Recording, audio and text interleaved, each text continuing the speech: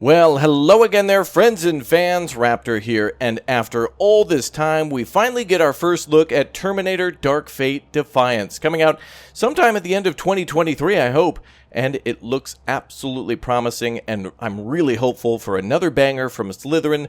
These are the same folks who are also publishing, as you may remember on the channel, Broken Arrow, the game taking place in modern times with the United States and Russia kind of fighting with each other. And these are also the same folks who recently published the Starship Troopers Terran Command game, which was yet another banger. And I'm really happy to see all these movie franchises that everybody's a real big fan of, but haven't really gotten a lot of attention in a while, really getting just great games. I mean, seriously. A few years ago, Terminator had a great FPS known as Terminator Resistance, and since then I haven't really seen much else for Terminator. And Starship Troopers now finally getting an FPS as well from a different developer or publisher. The same folks who made Squad are also working on that one. And so it's really nice to see all these games that, or games being made off of movie franchises that otherwise would just be modded into some other game, getting their own standalone thing. Well, this looks incredible. I've got to say, I'm very happy with how things look here as we take our first look at an actual campaign mission somewhere earlier in the campaign for this game, and it looks great. Slytherin, about a few days ago, had an event where they live streamed for about an hour of this gameplay footage and also some full motion video, and took some from the cutscenes between the missions and took questions from the audience as well. So I'm here to take a look at this in more depth and share some of my thoughts directly with you after I've had a little bit of time to digest this and look at it. And I've got to say, I'm quite happy with what I see.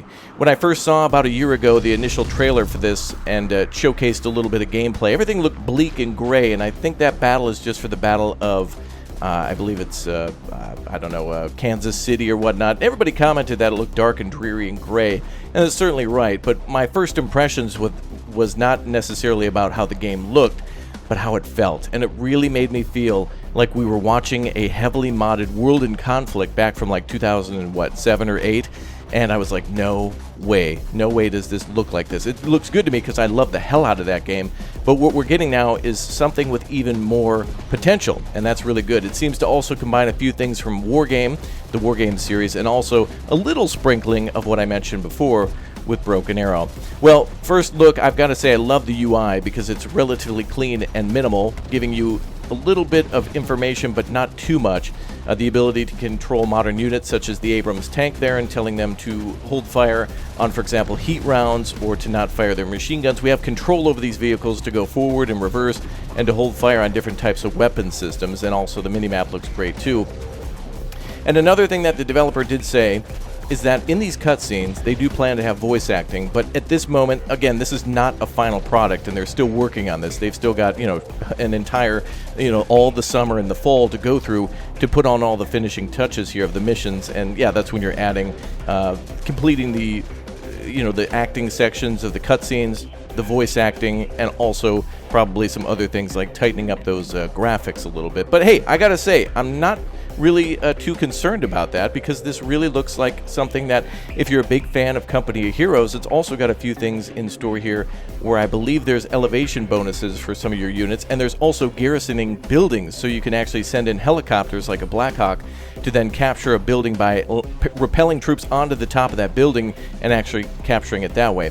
Now, if you're not familiar with the Dark Fate timeline in Terminator, basically, from what we understand, or what the developers are implying here, because I'm not too familiar with it other than this game, and I hope this is an opportunity to learn through that, is that John Connor's dead or hasn't been around, or he's not really in the equation here, although humans are now starting to rally together to fight the machines, and so some of the regular U.S. Army is now meeting up with some of the survivors, and there's a hodgepodge of different equipment, like, for example, the Abrams, and the skill of the Army to be able to maintain that equipment and pilot it and use it effectively. But there's also crazy things from survivors, like a semi-truck that can actually drop its trailer, and it has a few guns on it. So it feels like you're playing the U.S. faction from Command & Conquer Generals, as well as like the GLA, you know what I mean, like some hodgepodge of radar vans and things like that. But we see ATGMs here, we see airstrikes, we see some really great response from the vehicles too, and infantry seems to move really realistically too, is where they spread out when they're being moved, or you can actually tell them to spread out too when you're trying to take a position and hold it. Now, each of the maps that we've seen so far look different. Obviously, this post-apocalyptic desert looks dead and not alive at all, other than some trees and some other stuff. Everything's dried out, right? The Earth has been nuked, so, obviously not a good time for Earth or humanity. Not bad times, but it looks pretty good. And as I saw before, the battle for what I'm only going to call...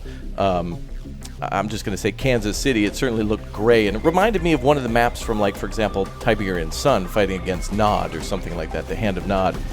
And but yeah, this looked great, and we'll have skirmish missions where you can play yourself against the AI, but also it will have missions where you can, or rather a scenario where you can play against people. So if you want to do humans versus humans, U.S. Army versus like resistance forces, you can do that.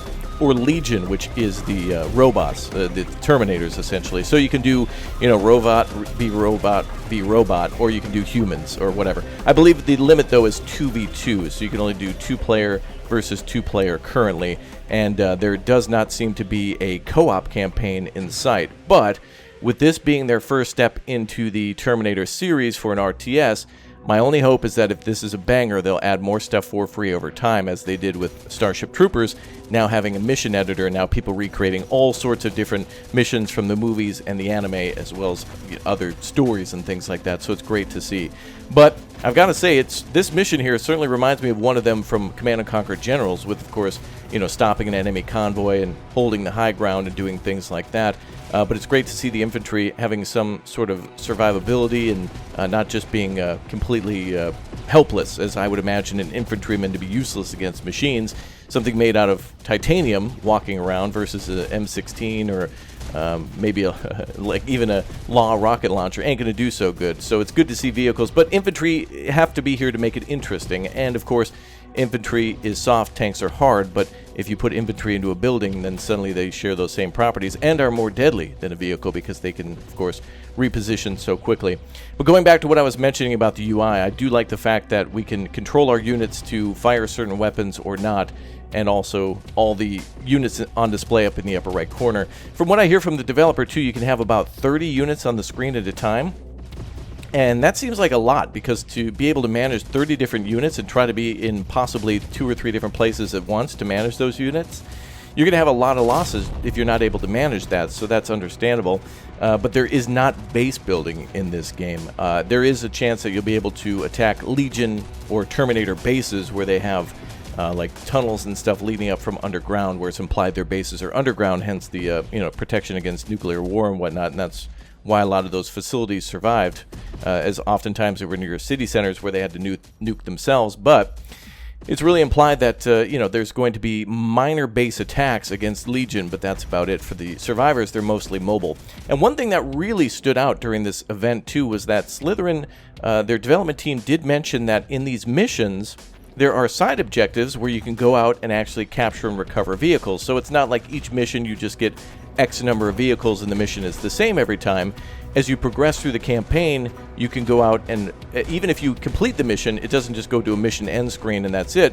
When the mission is over, you do have the chance to clear out the rest of the map and go look for other supplies, other survivors, and continue to build your army by literally moving into an area, completing the objective, whichever it may be, and then going and looking for other forces to team up with against Legion. And I thought that was really damn cool, and I hope to see more of a system where we can have some sort of a currency, and I believe there is a way to almost have a shop after each battle where it's not necessarily currency and you're buying units. It's more like, hey, here's what's available for our current forces. You can take these units, but units are also needed elsewhere. So like you're limited on what you can take with you into the battle, but like everybody's fighting a war in different places, so everybody's got to kind of like make sacrifices where they can. So obviously M113s here, Humvees here, Abrams and Blackhawks, and even like what seems to be A-10s coming in for gun runs, or other drones and things like that. Actually, maybe not drones, because that'd probably be controlled by Skynet, but who knows. But it's cool to see literally like massive semi-trucks with like a trailer on the back of it shooting like a 50 cal.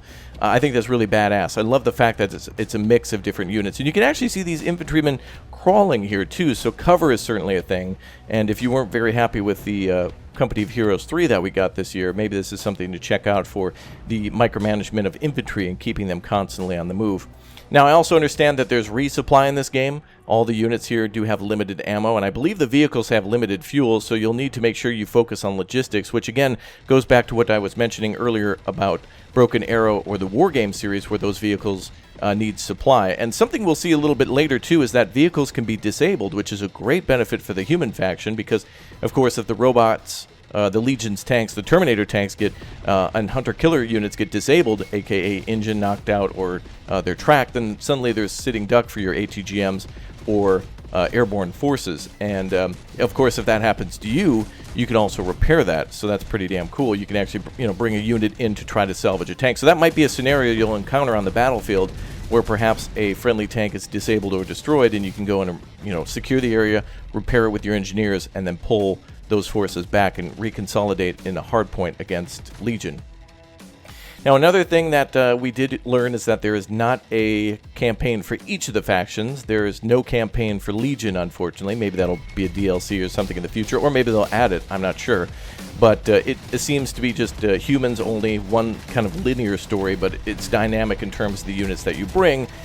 But that's okay with me, and I hope to see more than just a skirmish that's like, for example, X number of units versus X number of units. Go.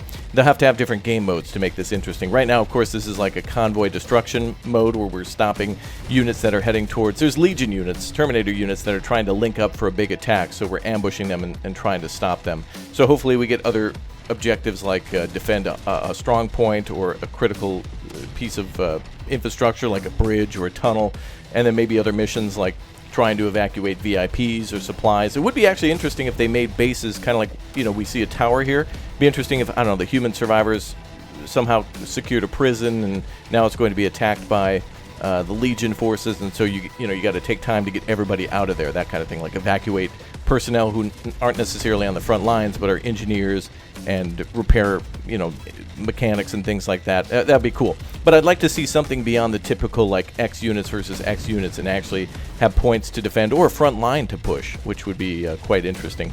And I'd like to see that as well. So I like the look of the environments are great too. We can see buildings being destroyed by mortars and collapsing that way. And of course, all these buildings from the war are already in the ongoing war, and nuclear blasts have been rather damaged and or destroyed. So you're not going to see anything pristine here. So a lot of these buildings are going to be pretty much already wrecked. So it's going to be interesting to manage infantry here and to try to keep them constantly on the move, especially since both sides get artillery. I think the human forces get HIMARS, and also the robots get these mechanical spider units that have a lot of customization to them, where they can have machine guns, they can launch a drone that gives them a further line of sight, or they can have mortars on them, and possibly like ATGMs and other plasma type weapons. But it's pretty cool though that both factions kind of have modern equipment, but it seems like Legion is the one that gets the most amount of that. So again, all these messages that have been popping up throughout this mission too, I believe they'll be voice acted, and they won't, I hope they don't at least interrupt the gameplay. I hope they just kind of pop up as a radio objective. Somebody says, hey, we need reinforcements here, and then, you just have to follow that as a primary or secondary objective. Now, I'm hoping to also see a lot more diverse landscapes here. The developers did say this will be taking place in the western United States, so think to yourself like Fallout, the original Fallout games, or New Vegas or whatnot. Post-apocalyptic desert, probably not going to be too vibrant. It's just all sand, dead trees, radioactivity and stuff like that, and destroyed cities. But again, I think time of day will make a lot of difference here, as where the battle for Kansas City was kind of gray and bleak, and it looked like it was almost at dusk or dawn. The sun wasn't really out. This is certainly like high noon in the desert, and this just makes me think to myself, wouldn't it be great if we also got a Mad Max RTS or a Mad Max City Builder? Seeing more and more of these games come out where people just get excited about a new RTS that's just on a lightly touched on franchise is really exciting. I think we've seen enough of the superhero crap, and we've all done first and third person games like that, just enough. All right, Spider-Man's cool and all, and so is Batman, they're great. But enough of that. Can we get into some RTSs or city builders or strategy games that are a combination of both? Could you imagine a Civilization game taking place around Terminator? That'd be badass. Or Mad Max, like I mentioned, You're building units, you're capturing territory, and then maybe it plays out like Total War. But Total War plays out like this, you know what I mean? You make all these units, especially like tractor trailers and stuff for Mad Max, and it plays out like this. this would be a formula that I want to see from this publisher and this developer. I think it's fantastic. Again, Slytherin is developing this game, and Slytherin's also publishing this game, but some of the other games that they're publishing, such as the mention of Broken Arrow, they're not actually developing, but they're helping the development with being a publisher and giving all sorts of support. And Slytherin also publishing a modern naval warfare game this year, or hopefully coming soon this year, I hope, but a game where you and 3 or 4 friends can take command of a modern submarine. And so they're really focusing on a lot of different aspects of war and modern war settings, either it be RTS or maybe in first person. I'm really happy to see all sorts of games coming from these guys. They're also working on a game called Headquarters World War II, which is a turn-based game taking place on the Western Front. So they're certainly doing a hell of a lot of stuff, and they're all rather different, and so that's why I want to see this one hopefully deliver. We will be playing this one, of course, and going through the campaign, and I really hope that it lives up to the hype. And I'm just expecting a good experience here. I'm not expecting this to be Game of the Year. It's not going to be World in Conflict for me. And I don't think it'll have the staying power of Wargame Red Dragon or whatnot, but I think this is a game that when I get this, I'll want to play multiplayer a little bit for the rest of the year, or, well, maybe about a year after it releases at the end of this year. And then hopefully some other things breathe some new life into it, like DLCs, or more importantly to me would be campaign and story-related stuff. Give me some objectives and let me complete them, and I think that's a good formula for this one, because I don't see every single unit ever being created needing to be in this game. This is post-apocalyptic, so you can imagine that most of the army's been destroyed and that they have limited equipment. Even though we're seeing Bradleys and Abrams and such here, I don't want to play this like it's just a modified version of Broken Arrow. I really want this to feel like something different, and they're trying to deliver upon that with all the main characters that they're trying to showcase. And this game also has, ATGMs and infantry and airstrikes and whatnot, so I think it's going to be more strategy, but feel a little bit like Company Heroes, but not World in Conflict, but not. But I think this is sitting somewhere right in the middle where I like it, So this is like the KFC Famous Bowl of all the RTSs. And that's not an insult at all. Those things are kind of gross. But what I'm saying is it combines good elements of things that I like. You know what I mean? There's main courses here that are kind of being put together. It's a stir fry. It takes all the good things of RTSs, and that damn ATGM looks so damn good.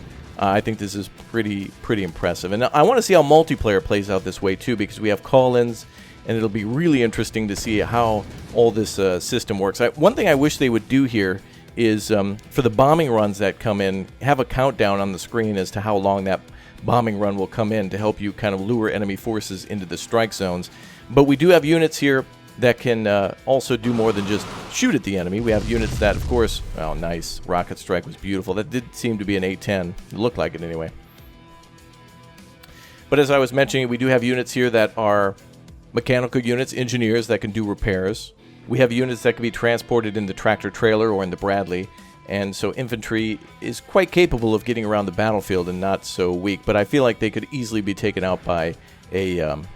like, for example, an artillery strike. It's kind of cool here. The Bradley was missing. It shot there at the enemy vehicle at the last second. So scouting will be certainly important in this one, to which it feels a little bit more like a war game that way rather than just World in Conflict. Now, I mentioned World in Conflict a lot because in that game there was light tanks, medium tanks, heavy tanks, and then there were amphibious and armored transports, and that was about it. And then helicopters, of course. There was 3 classifications of each vehicle type. And it seems like that's what they're trying to do here, but some of the vehicles do seem different. I don't think the tractor-trailer unit, which almost acts like a bunker, will work like a tank by any means. But the cool thing about that is you could use that to guard a hard point and then separate the tractor from the trailer, and then have the tractor attack somewhere else with a 50 cal on top of it. So pretty cool, especially if you're fighting against human faction. There goes the troops out of the back of the Bradley there.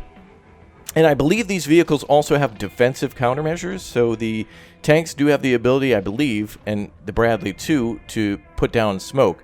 And maybe the helicopters have the ability to launch flares, and maybe ATGMs. It could play out that way where they get special abilities. Here you can see the technicians, for example, having smoke grenades, regular grenades, and then 5.56. Although it seems like that might just be...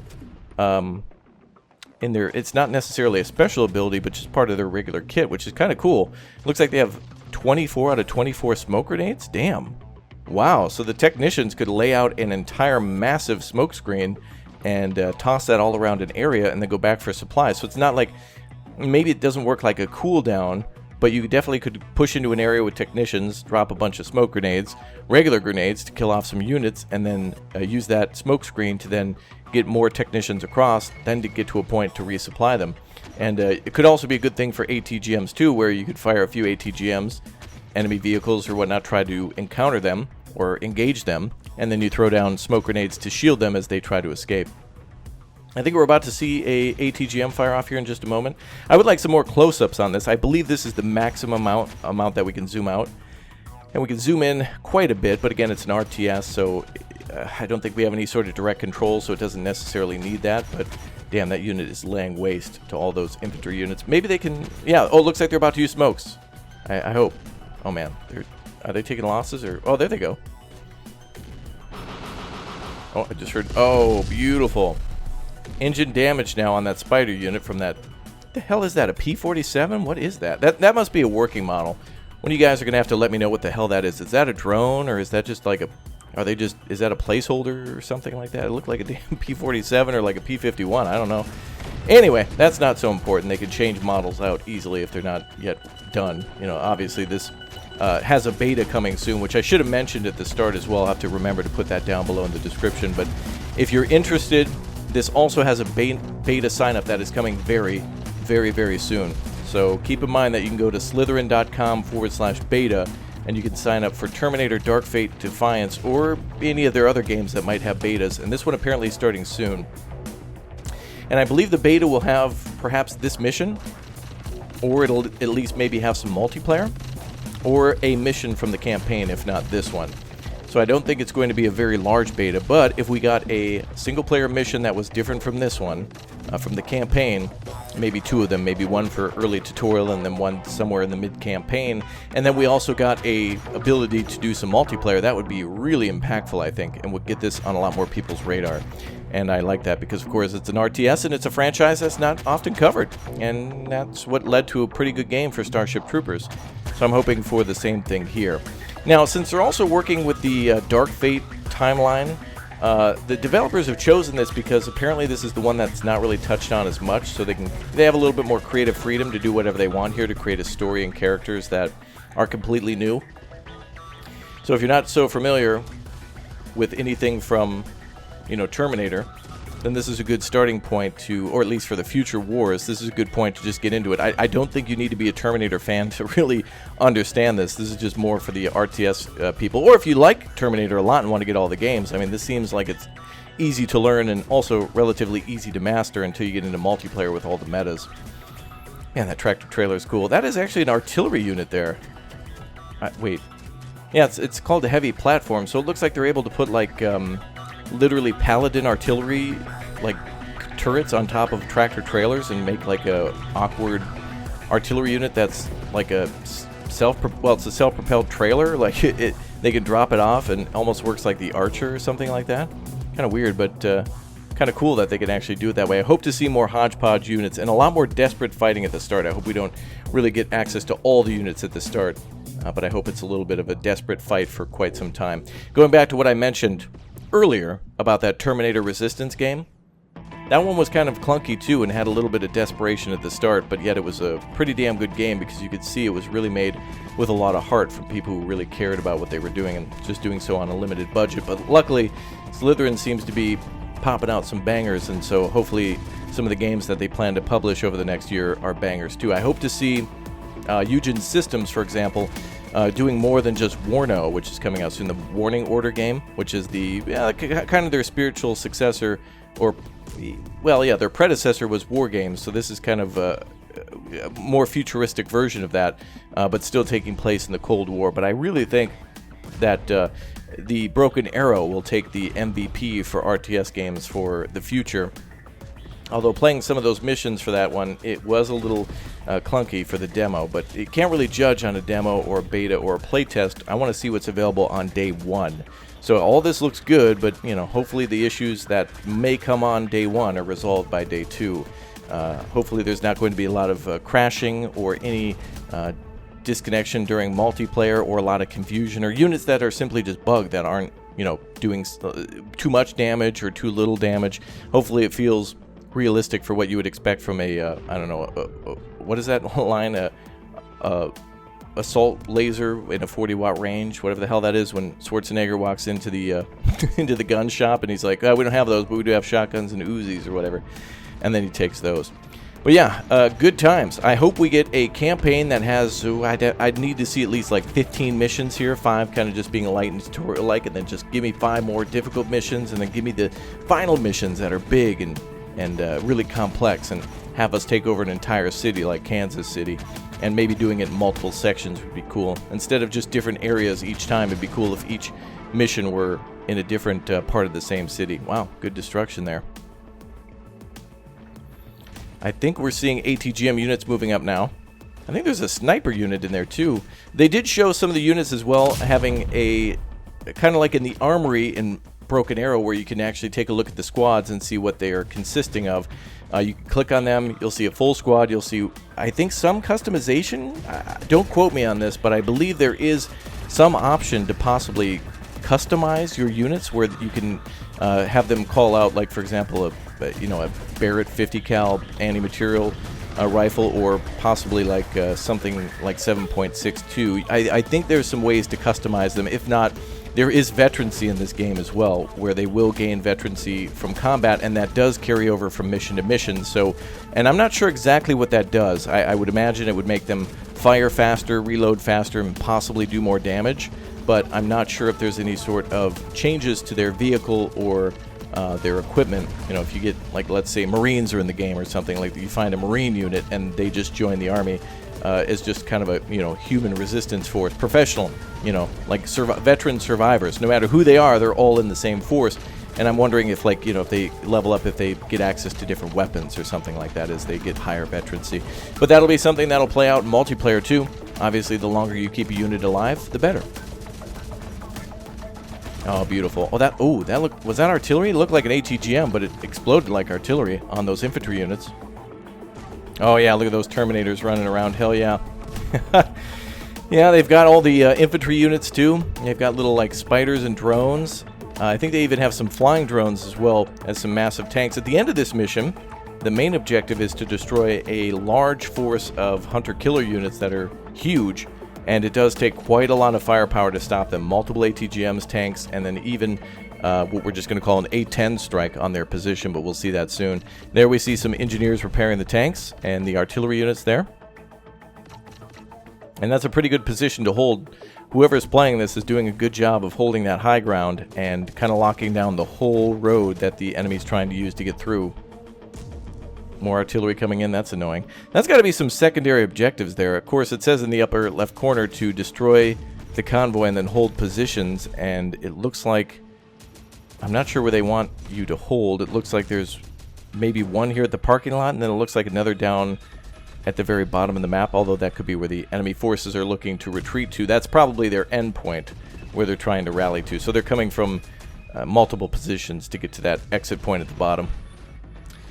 But I see other fights going on around the map, and as I did mention, you can go pretty much anywhere to possibly find reinforcements during the battle or before the end of it, so that's a good option as well. Sniper units there. Wow, we're getting a lot of infantry. I am not sure how the call-out system works either, since we can't do any base building and since we acquire units as well on the screen in the map. I wonder if there's ways to get additional reinforcements, if it's based on completing missions, side objectives, or if there's some sort of a budget where you can call in additional reinforcements off map. And something like, calling in reinforcements in World and Conflict where they airdrop into the position, or in Wargame where they just come in from off the map and kind of just come in via road, or some area on land.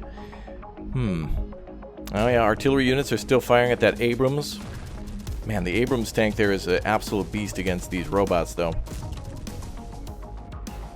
Now it's firing, it looks like it's very low on 120 millimeter. Yeah, that thing's going to have to be supplied. You're not going to be able to, this guy's going out on a solo mission with this thing, but he's got no heat rounds remaining, 2 120s that he's put on hold, and then he's got a 50 and a 7.62 firing off, which could be enough to kill those units, whatever they are. But That thing has got only 18 AP rounds and 18 heat rounds, and so it's like, okay, that's not, it seems like a lot, but you're going to have to babysit that thing with logistics like crazy. But I would like some option to, wow, and it took a direct hit as well. We can see the veterancy bar at the top where it says Abrams tank, and then I think it's called Cauldron 1. Is that the name of the tank? Anyway, just below that there's a bar that's filling up, and you can see 3 out of 4 on the left side. I imagine there's a wounded or killed crew member in there, possibly affecting its, oh, now it's down to 2. Could be affecting its, maybe its ability to fight. I see the driver icon is not highlighted, but the possibly the commander position is. So I'm not sure if we can actually lose crew members inside vehicles and have them actually knocked out to where they could be recaptured, which would be a real drawback for the human forces, where they can be killed inside vehicles and then they have to be recaptured, or, you know, manpower has to be dedicated, like you would in, for example, Company Heroes 3, losing an AT gun or a machine gun, then having to recapture that with infantry or an engineer squad, and then having to go back to that HQ to resupply and bring up more troops, that kind of thing. But there's a lot of questions that I want to have answered by the time that the beta comes out. This is really promising looking, though. So if anything, if you're kind of like 50-50 on this one or not really interested, I would certainly at least highly recommend going to their site to register for a free beta to try it out yourself, and maybe you'll love it. Or maybe this is one to avoid for the year. But I like to see all the other abilities here. They got an EMP grenade there. The forces there. What are those forces? Sin2? Or is that the commander of that squad? I'm not sure what unit that is, but it looks like he's got a badass laser rifle, so that's cool. So it looks like we might actually have some captured Legion equipment, too, that we get. But it'd be kind of cool if we could reprogram some Legion stuff as well and get a hunter-killer on our side. Alright, so just a few minutes, we'll see a massive attack coming down that road. A huge amount of enemy forces will be on their way. It does look like they were able to EMP that unit and then possibly capture it. It's marked with an A now. So does that mean ally, or... I'm not sure exactly, but it doesn't seem to be dead, nor is it firing or moving, so I'm not sure. Maybe it's being hacked or something. A hacker unit would be sweet. A lot of the units coming back now to that parking lot there, what looks to be next to a prison. Bulldozer units there. Man, it'd be really cool if we could capture civilian vehicles and use them for the resistance force. Like, maybe we don't get to use them to build a base here, but it'd be great if we could capture supplies and whatnot out in the field and bring that back to all the survivors who would be, again, making munitions, tuning up the guns, you know, farming, that kind of thing. Anything to keep humanity alive. You know, it would be everybody, humanity fighting together, and those would be the things that would be needed. Cool thing here, I'm actually seeing those Bradleys dip down below into that ravine, taking cover from enemy fire. So elevation definitely has a bigger factor here than I originally thought. Seeing it at first, I thought it was just, you know, kind of pretty that the landscape had some rolling texture to it. But it does appear that units that are much lower do have the ability to go hull down and or hide from enemy units and then pop up. So those Bradleys and the M113, I think that's down there, if they reverse behind them and go up onto the hill on the opposite side, they could fire their ATGMs from almost maximum range and be hidden from the enemy. If the enemy gets close, they could, you know, drive forward and hide into that pit, which might be a little harder for those units to get into. Looks like he's calling down another airstrike. Not sure exactly if airstrikes are designated by particular units that can call them in, like a you know, a tactical officer or like a command unit, or if they're called in just in general. And it looks like on occasion, yeah, right there, boom, you see that technician squad able to call in airstrikes, it looks like. So it's not necessarily an off-map ability that's just one per mission that has a cooldown, but actually per unit, where possibly multiple technicians can call in, you know, one technician equals one aircraft. So if you have 5 technician squads, you have 5 aircraft that you can call in, or maybe it's just one and it has a united cooldown for the map. But I'd love to see those units having a drawback, of course, with only being 3 squad members, but having the power of calling in an airstrike is pretty badass. Oh wow, look at that, they're getting to the vans and stuff too. Get to the van! It's like they're robbing a bank. That's awesome. Very fast units. Obviously those would be incredibly weak. A few shots would probably more than likely take those out, but you take anything and everything you got when it comes to war. M113s are basically a Rolls-Royce in this situation. Post-apocalyptic, you got an armored vehicle in a post-apocalyptic situation in war. Yeah, that's a Rolls-Royce right there. But, you know, the vans, hey, you got to take what you got, so it's cool to see. So those are known as RPG squads, and that right there is an ATGM squad. So RPGs probably able to dish out a lot of damage quickly at a very close to medium range, and the ATGMs a lot of damage slowly at great range. This is the big objective now. The person playing is going to more than likely try to disable those vehicles in that zone and then try to bombard the hell out of them. That is a very long time it takes for those aircraft to come in. And I want to know if those can actually be shot down. In this mission, we're not seeing any aircraft really being attacked, but perhaps in future missions, like for example helicopters, those should be able to be shot down by pretty much any ground fire. Wow, look at those things. Oh, a beautiful strike. Look at that. Chassis damaged on that front one. And ATGM squads now firing off multiple ATGMs, including the one from the Bradley. So ATGM squads and the Bradley, as you'd imagine, can fire anti-tank guided missiles. The Bradley does have the capability of doing that, and of course the ATGM troops are able to do that too. Really cool, by the way, when the ATGMs fire in any game, it's almost like watching the Matrix in bullet time. I mean, all eyes go onto that missile to see where it's going to go, because it's really the star of the show when it comes to tanks moving around, and then you hear that bad boy fire off. Look at that, boom. Hey, but look at that, engine destroyed on the front convoy. Unfortunately losing that unit, but it does look like there's a white circle around where that unit was, and so it looks like you might be able to capture dropped weaponry, like how it is in Company of Heroes. If somebody drops an MG42 or a Panzerschreck or a bazooka, other forces can pick that up. So it does seem that if your ATGM squad gets wiped out, that big-ass weapon can then be picked up by another squad, and perhaps they can convert themselves to an ATGM squad, if they have the training. I don't know if it'll come down to veterancy, but there could be a lot of factors here that would be really cool to play with. There comes that quote-unquote A-10 again. Looks like one of the units destroyed, now down to just two. Chassis damaged, engine damage. Oh, it's going to be over for them, and great to call on that strike from behind. If that is a rocket strike or a bombing strike, if those hit behind those units, they probably have a soft point behind. And I really hope this game takes into account, you know, frontal armor, side armor, rear armor for vehicles. Obviously, if you shoot a van in the back with a 50 cal, it should almost die immediately. Or in the engine block, I suppose. Depends on where the armor is, but I'd imagine that's mostly in the front. Another vehicle destroyed. And here comes that airstrike, hopefully. Ooh, damn. Well, he may have actually damaged it there. It looked like there was a possible chance for damage. There was another missile that hit at the same time, but possible that that huge explosion was able to liquidate that one. Hey, looks like they killed them all. Good. Very good. All right, that's it for now. Thank you, everybody, for watching our first look at Terminator Dark Fate Defiance. Let me know what your thoughts are down below. Don't forget to sign up for the beta. I'll see you all next time. Goodbye, everybody.